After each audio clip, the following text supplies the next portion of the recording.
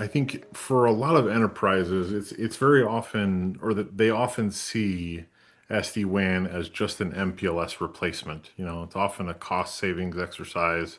But I'm curious, what's the most surprising way that you've seen SD-WAN transform a business beyond just that cost savings? Yes, for enterprise, cost savings is always the triggering point for them to consider SD-WAN solutions.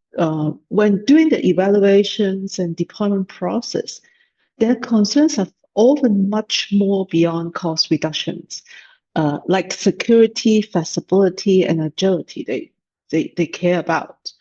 SD-WAN goes far beyond just replacing MPLS or cutting costs. It actually transforms networks into a secure, more agile platform, which addresses the enterprise more pressing needs.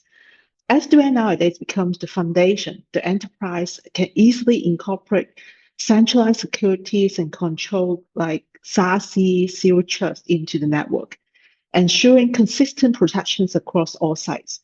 When we talk about sites, it's no longer limited to traditional concept of branch offices, but also means the controls and optimizations for enterprise presence in the public cloud and its critical applications on even SaaS platform.